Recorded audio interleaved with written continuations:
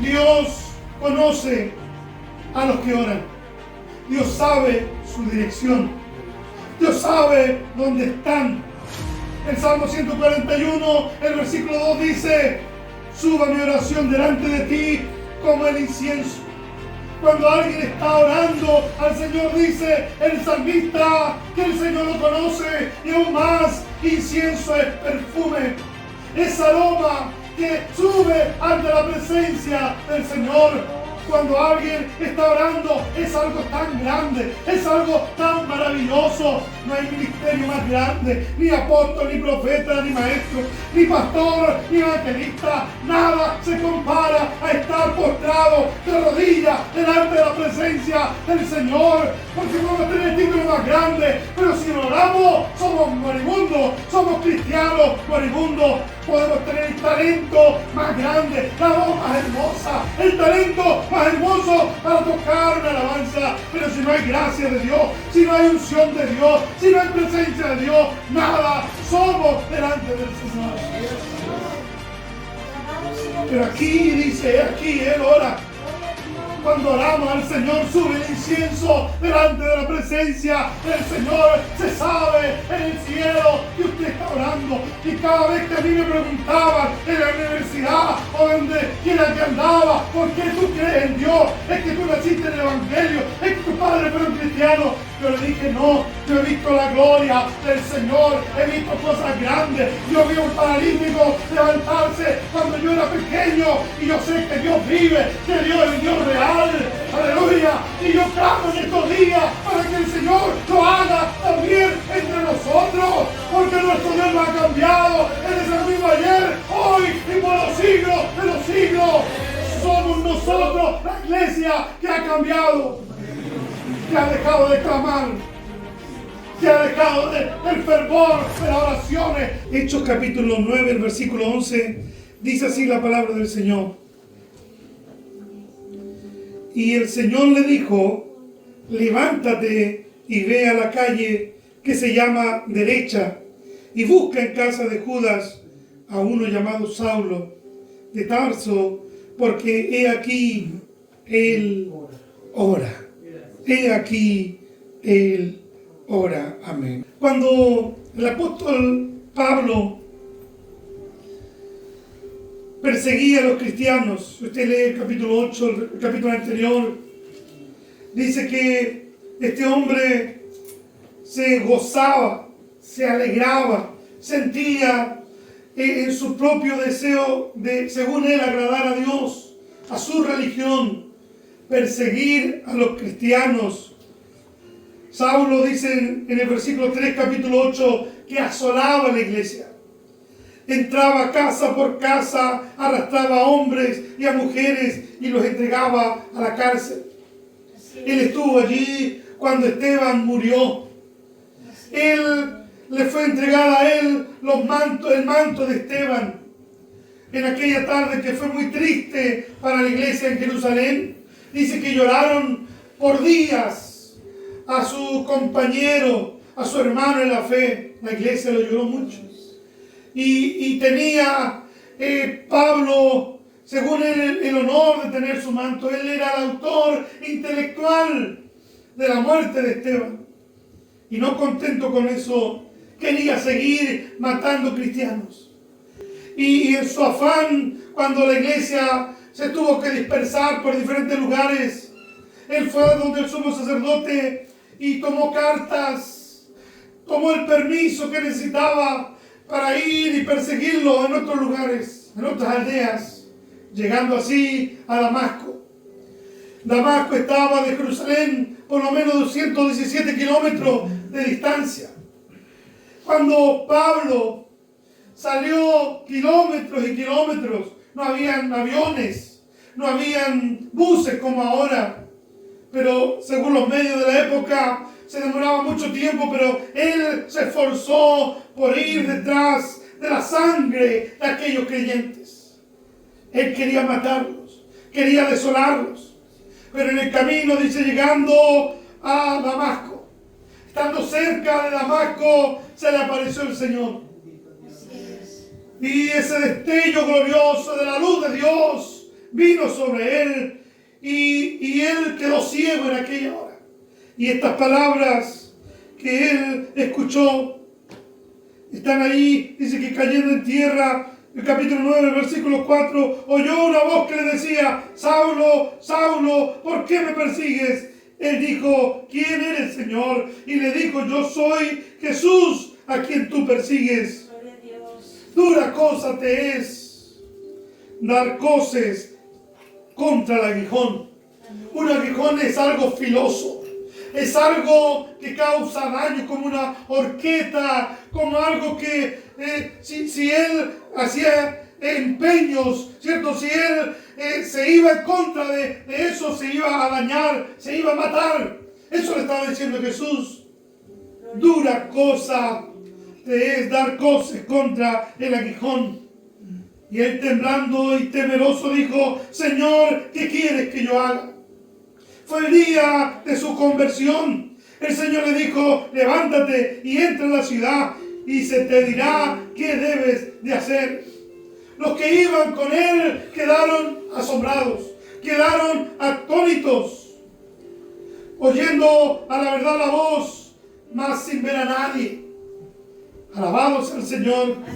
¿Qué hizo Saulo? Se levantó de la tierra, abriendo los ojos, no veía a nadie y fue. Y entró a la ciudad. Y fue en aquella hora que llegamos al versículo que hemos leído. Había un hombre temeroso de Dios llamado Ananías allí en Damasco. Y estaba allí buscando al Señor. Preparado para una misión, preparándose. Y el Señor vino y en visión y le dijo, Ananías. Y él respondió, heme aquí, Señor. Estaba listo, estaba disponible, estaba preparado. Él no sabía qué debía de hacer, pero Dios le dice, levántate y ve a la calle que se llama derecha y busca en casa de Judas a uno llamado Saulo de Tarso, porque he aquí él ora. ¿Sabe? Este hombre o cualquiera de los creyentes en aquel tiempo, al escuchar el nombre de Saulo de Tarso, le pasaba un escalofrío por el cuerpo. Todos sabían quién era Saulo. Era el enemigo número uno de la iglesia en aquella época. Ellos sentían temor cuando se nombraba el nombre de Saulo de Tarso. Y cuando Ananías escuchó la orden, levántate, tienes que ir allá, le dio la dirección y todo, ahí, y le dijo, tienes que ir ahí. Y este hombre, Saulo de Tarso, ¿y qué razón le dio el Señor para convencerlo que vaya ahí?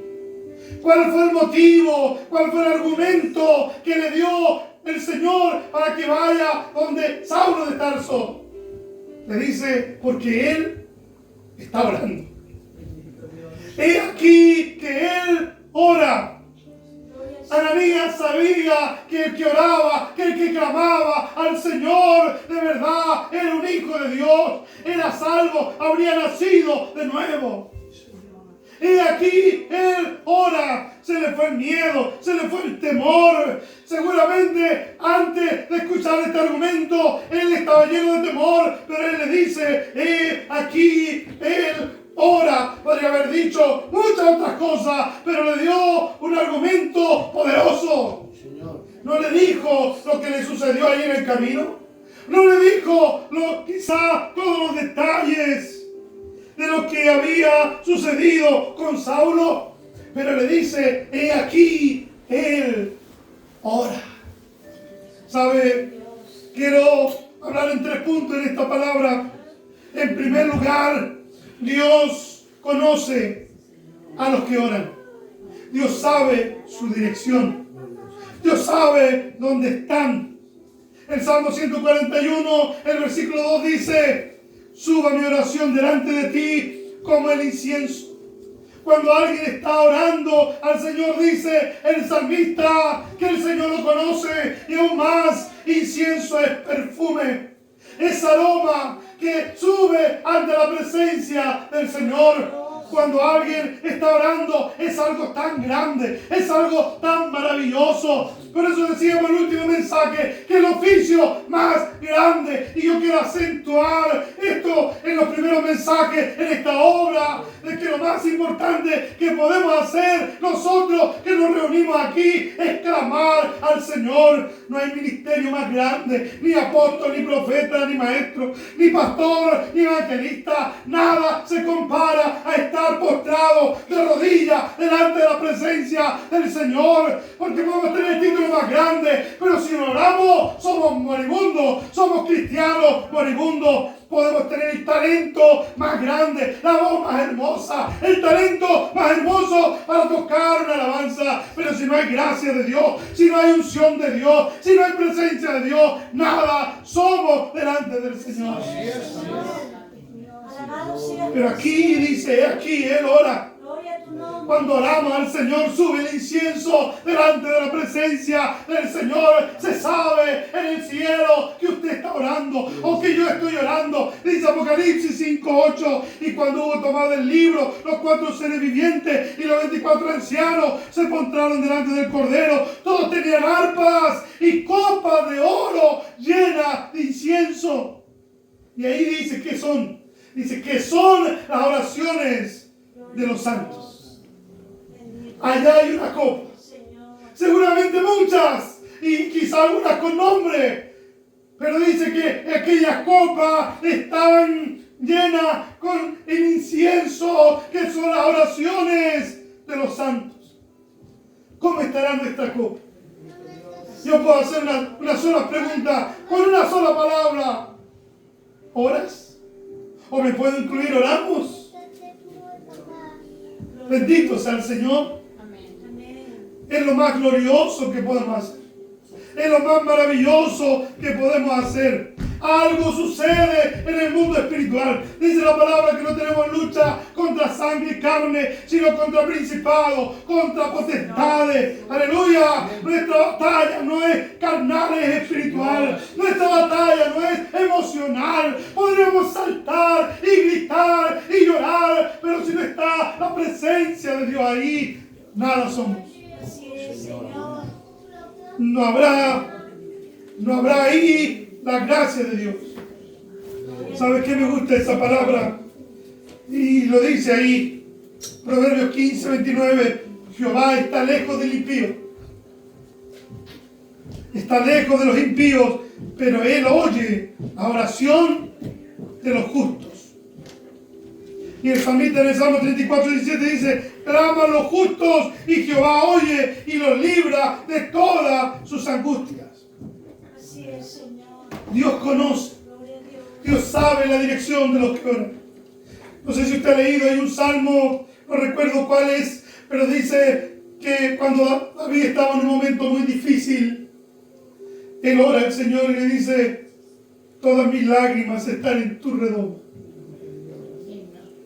Tú conoces toda mi vida, todas mis angustias, todos mis pesares, todas mis enfermedades, todos mis temores, todo está delante de tu presencia.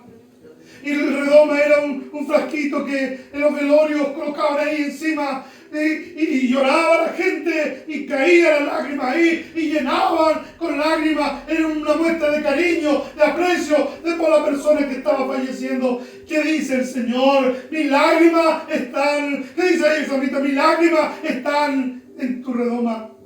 ¿No están todas ellas en tu libro?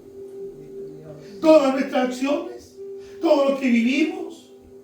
Por eso es tan importante orar al Señor. La oración debe ser una prioridad en nuestras vidas.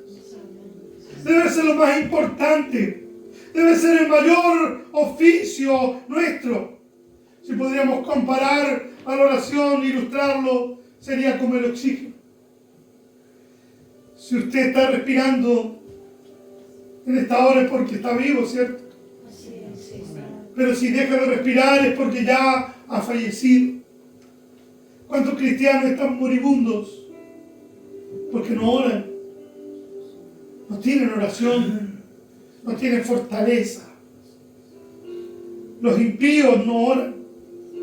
El Salmo 14 lo dice el versículo 4, no tienen discernimiento todos los que hacen iniquidad, que devoran a mi pueblo como si comiesen pan, y a Jehová no invocan. Ellos no oran, ellos no invocan a Jehová. Los impíos.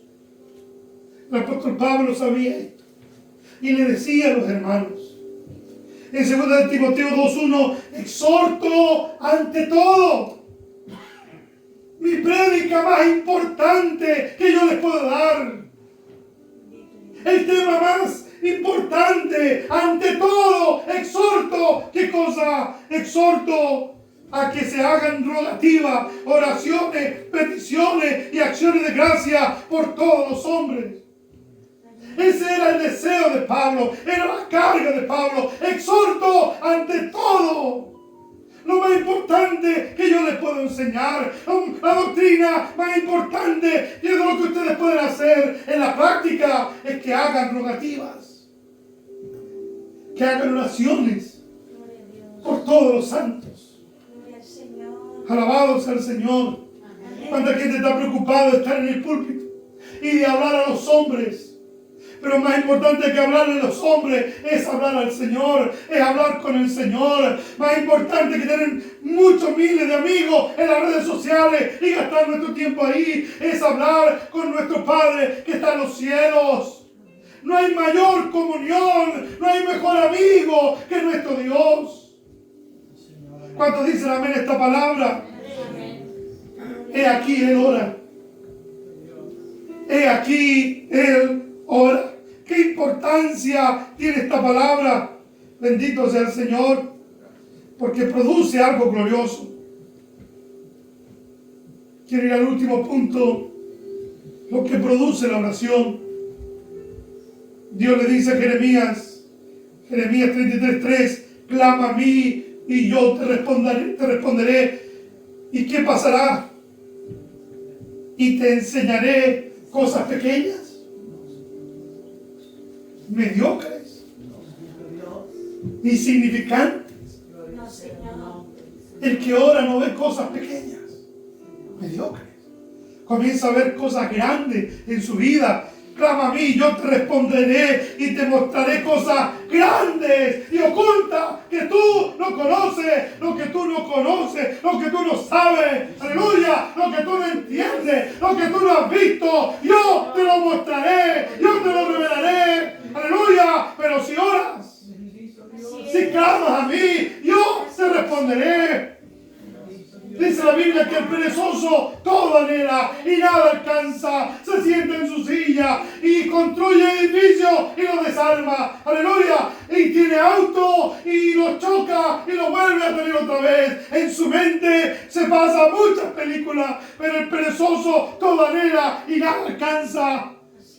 Pero dice aquí que el que clama al Señor, Dios le va a responder y le mostrará cosas grandes. ¿Cuáles son esas cosas grandes que nosotros anhelamos ver? ¿Será ver un milagro? Yo cuando era pequeño vi un paralítico levantarse, un hombre que llevaba, no recuerdo si eran 20 años, pero eran muchos años. Yo siempre lo vi en esa silla de ruedas, pero cuando vino el evangelista y oró por él, fue como que oraran coligüe, cuando él se iba levantando. Y cada vez que a mí me preguntaban en la universidad o donde quiera que andaba, ¿por qué tú crees en Dios? ¿Es que tú naciste en el evangelio? ¿Es que tus padres fueron cristianos? Yo le dije, no, yo he visto la gloria del Señor, he visto cosas grandes. Yo vi a un paralítico levantarse cuando yo era pequeño y yo sé que Dios vive, que Dios es un Dios real, aleluya. Y yo clamo en estos días para que el Señor lo haga también entre nosotros, porque nuestro Dios no ha cambiado. Él es el mismo ayer, hoy y por los siglos de los siglos. Somos nosotros la iglesia que ha cambiado, que ha dejado de clamar, que ha dejado el fervor de las oraciones, porque dice que tenemos que orar fervientemente, orar sin cesar. Y la iglesia pareciera que nos avergüenza que nos vean orando. ¿Qué importa si nos escuchan? ¿Qué importa si se molesta lo de la casa? Seremos prudentes lo máximo, lo mejor posible. Entraremos en nuestro aposento, pero lo más grande es clamar al Señor. A Daniel no le importó que hubiera un edicto, sino que abrió las ventanas ahí en su casa y oró hacia afuera. Creyó en el Señor. Aleluya. Pareciera ser imprudente lo que hizo Daniel, pero su oración produjo algo tremendo, aunque por su oración fue llevado y echado al foso de los leones, pero fue por medio de esa misma oración que Dios cerró la boca de los leones y no le hicieron daño. Y allí se mostró que había un Dios poderoso. Aleluya. Si usted mira cuando hablaban en Israel, en el Antiguo Testamento, la gente hablaba del Dios de Abraham, del Dios de Isaac, del Dios de Jacob, hablaba del Dios de Elías, hablaba del Dios de Eliseo. Y ellos decían, ¿dónde está el Dios de Elías? Se nombra a la persona porque era gente de oración, era gente de clamor. Dice la Biblia que Abraham, que Job, que Moisés, que Josué, y todos ellos, David, todos ellos, dice la Biblia, que oraban de madrugada al Señor. Gloria a Dios. Y algunos dicen 3 veces al día. Y aún dice la Biblia, devoción 7 veces al día. ¿Cuál era su comunión? ¿Queremos ver lo que produce la oración? Algo sucede en el mundo espiritual. Así es, Señor. ¿Sabe? No lo dice la Biblia, pero los historiadores cuentan de Juan el teólogo que Domiciano lo arrestó y lo arrojó a un caldero de aceite hirviendo. Padre, en tu gracia, Jesús. ¿Y qué sucedió? No se quemó. Y no pudo hacerle daño. Dios permitió que los demás fueran mártires, pero a Juan el teólogo, él murió de muerte natural y lo tuvo que echar en la isla de Patmos. Ahí lo tuvo que desterrar porque no pudo con ese hombre de oración. Gloria a Dios. Se cuenta la historia de una frase que dijo la reina de Inglaterra: le temo más a un ejército de personas orando que a un ejército militar.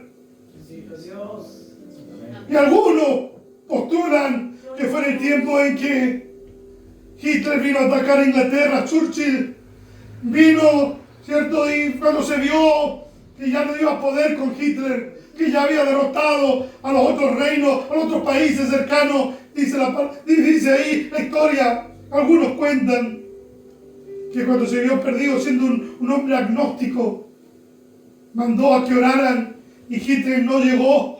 Vino una neblina y no les permitió llegar a donde él estaba, a donde estaban, ¿cierto?, los ingleses. Y nunca más volvió. Gloria al Señor. Hubo una mujer llamada, era una reina, María Estuardo, reina de Escocia del siglo XVI. Ella dijo estas palabras: temo más a las oraciones de John Knox Gloria a tu nombre, Señor. que a todos los reinos, que a todos los ejércitos reunidos de Europa. Qué tremenda palabra decía esta mujer. Temo más a las oraciones de un hombre que a todos los reinos, que a todos los ejércitos de Europa. Porque ella sabía lo que Dios había hecho con ese jovencito, que siendo un jovencito le dijo al Señor: dame Escocia o me muero o mátame, no quiero vivir si no me das a Escocia. Y oró por años y años, y Escocia fue y hasta el día de hoy uno de los países más cristianizados que hay. Gloria al Señor. Queremos que Dios salve las almas, Amén. queremos que Dios se glorifique. Así es, sí, Señor. Llenemos nuestras copas de incienso, Amén. que se pueda decir en el cielo: he aquí, Él ora. Así es, Señor. Aleluya. Es muy importante, porque no orar es sinónimo de debilidad. Ninguna caída se produce ¿cierto?, cuando hay oración. O al contrario, todas las caídas son porque hemos dejado de orar. Gloria a Dios. Samuel dice en 1 Samuel 12:23: así que Lejos sea de mí que peque yo contra Jehová, cesando de rogar por vosotros. ¿Cuántos matrimonios que han sido contraídos sin oración y son un desastre? ¿Cuántos negocios? ¿Cuántos trabajos que hemos tomado y sin oración, sin clamar al Señor, y será una derrota? ¿Cuántos proyectos nos embarcamos y ni siquiera le decimos, Señor, esta es tu voluntad? Y vivimos como los impíos que no invocan a Jehová. Gloria al Señor. Sabemos que Dios existe, pero vivimos como si Dios no existiera. Pero esta palabra toque nuestro corazón. Gracias, Señor. ¿Cómo estará nuestro altar de oración? Gloria a Dios. Queremos que descienda fuego del cielo. Primero Elías, antes de orar, restauró el altar y cayó fuego del cielo. Alabado sea tu nombre. ¿Cómo estará nuestro altar de oración? ¿Estará ahí firme? ¿Sabe? No puede haber victoria sin oración. Gloria a Dios. Siempre nosotros estamos levantando altares. Podemos levantar altar de oración, de adoración. Y si no, estamos haciendo un altar, un becerro de oro. ¿En qué grupo podemos estar? Gloria al Señor. Como Moisés en el monte, levantando un altar de oración, de ayuno al Señor, o con Aarón y la gente que estaba haciendo un becerro. Solamente hay dos opciones. Porque cuando no oramos es porque nos colocamos nosotros mismos por sobre la voluntad de Dios. Y podemos decir, es que no tengo tiempo, es que no tengo ganas, es que no lo siento. Nadie va a sentir ganas de orar, porque es una lucha, es una batalla que tenemos que librar todos los días de nuestra vida. Tenemos que levantar el altar de oración en este tiempo. Gloria al Señor. ¿Sabe? Sin oración, ni siquiera alguien puede ser salvo. Somos salvos por gracia. Amén. Pero si alguien no ora y no se arrepiente y no confiesa sus pecados, nunca va a ser salvo. Así es, Señor. Queremos ver la gloria del Señor. Tenemos que levantar nuestro altar de oración. Gloria a Dios. Si está destruido, Bendice tu recordemos esta palabra. Cuando oramos, algo glorioso comienza a suceder. Puede ser allá en la población Bicentenario, puede ser en la Plaza 1, puede ser allá en Gamboa, puede ser en Huillinco, donde quiera que haya un hijo, una hija de Dios clamando. Hay incienso que está llegando ante la presencia del Señor. Cuando dicen amén a esta palabra, Gloria a Dios. el diablo se enoja.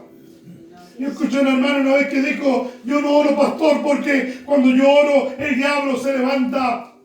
Pero eso es una mentira.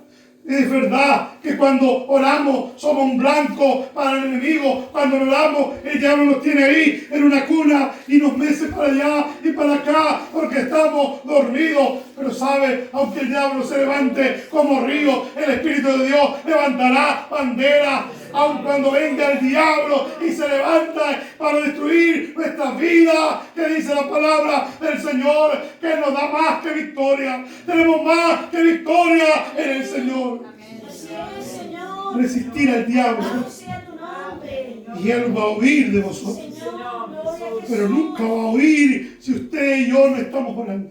Gloria a Dios. Esos demonios no se van a ir.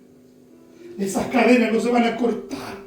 Así es, Señor. Pero yo he sentido algo grande. Poderoso eres. Dios me ha instado a predicar de la oración, de la oración, de de la oración, de llenarnos del Señor. Yo quiero que se diga cuando yo estoy postrado delante de su presencia o de mis hermanos, porque sabe, no me interesa que tengamos 100 coristas, prefiero tener 100 hombres o mujeres que estén postrados delante de la presencia del Señor, porque aunque tengamos una guitarra de palo sonando sin amplificación, estará la gloria de Dios en medio de su pueblo. Aleluya.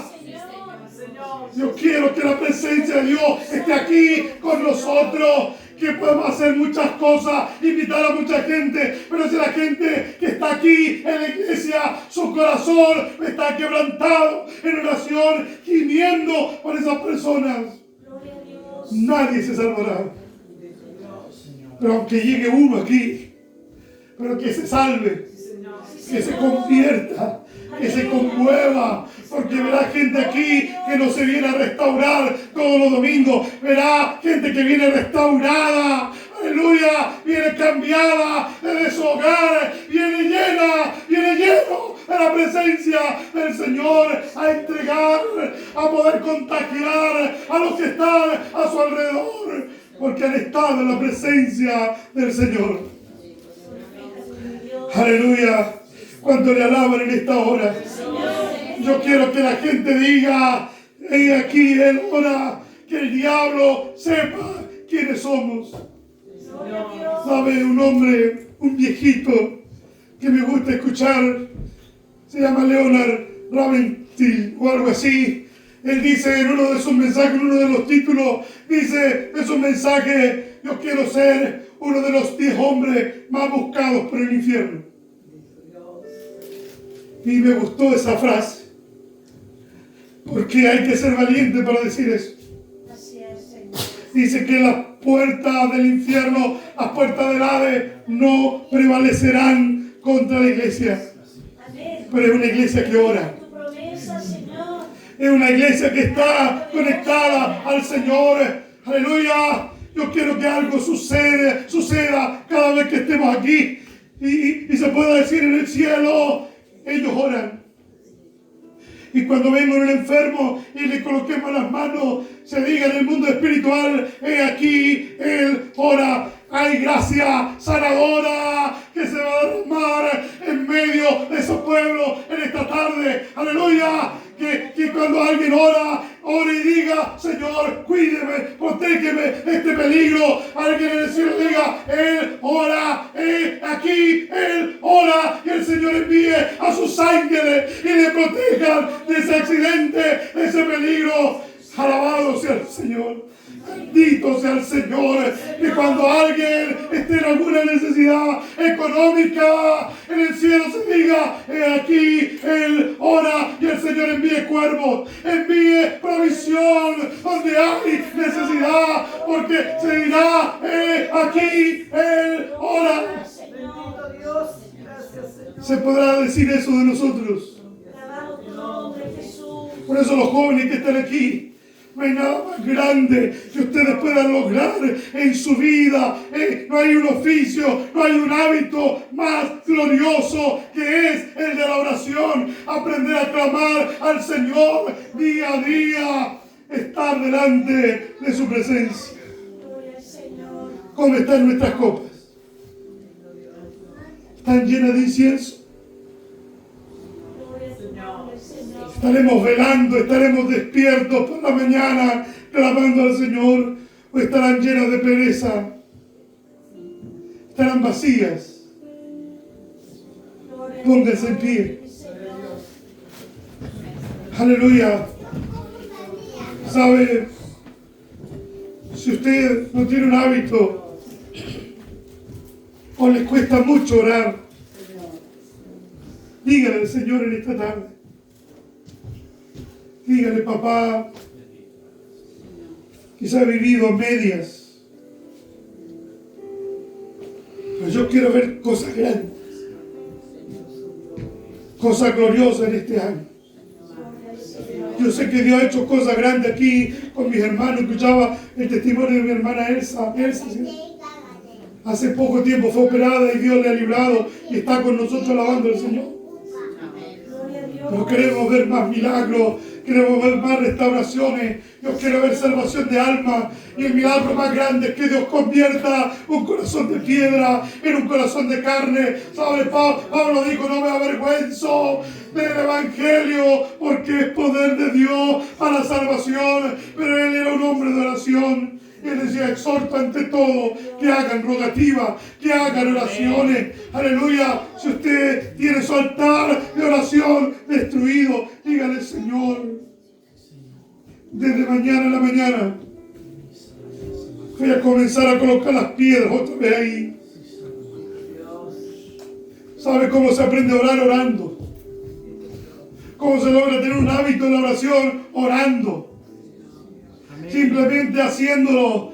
Y hay que derribar todos los becerros de oro, el afán, las personas, quizás mi desorden en utilizar mal mi tiempo, las entretenciones, quitarle media hora a la red social y darle esa media hora al Señor. Dice la Biblia, para todo el tiempo, pero hay que derribar los becerros de oro. Vamos a orar al Señor. Hay cadenas que hay que cortar. Yo lo siento en esta tarde. Oh, aleluya. Hay cadenas de pecado, hay yugos que tienen que romperse para que se desate el poder de Dios. Oh, bendito sea. Hay que renunciar.